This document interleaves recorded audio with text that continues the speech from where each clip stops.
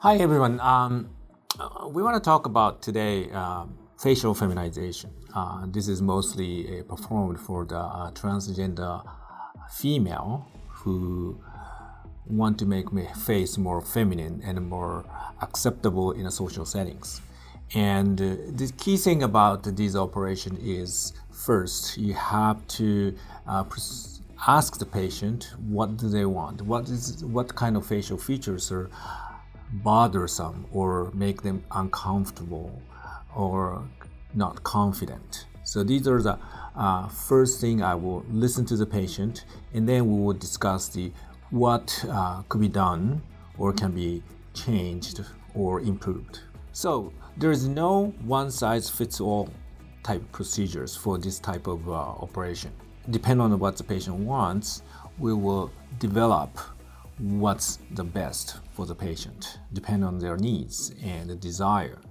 Now, the basic things I always tell the patient is the bone first. So, if you're going to change the facial structures, first you have to change the bony structures.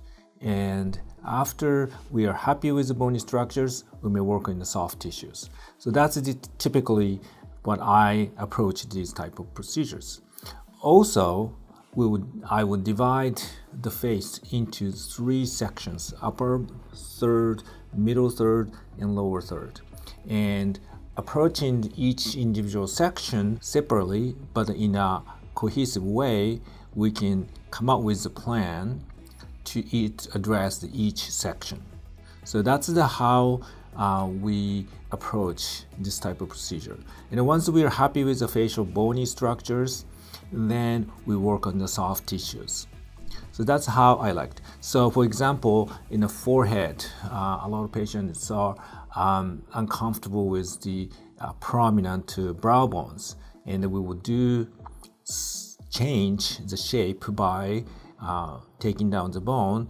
Often we have to remove some of the part of the bone of the frontal sinus and then shave it down and put it back.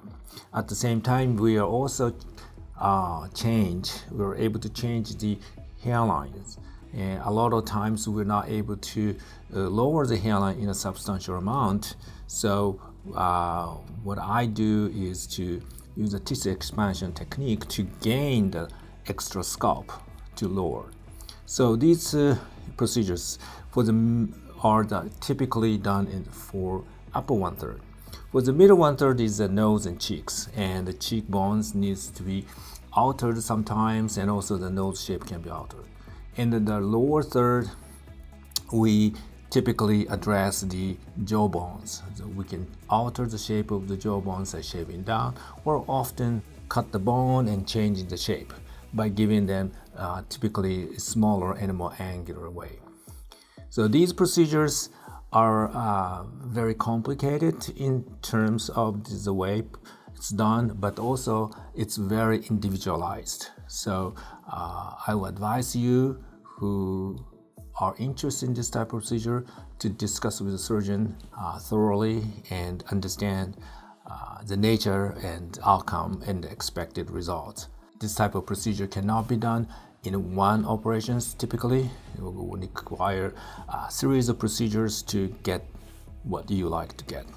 For those who are interested in this type of procedures, please contact our office or visit our website at alexkimmd.com.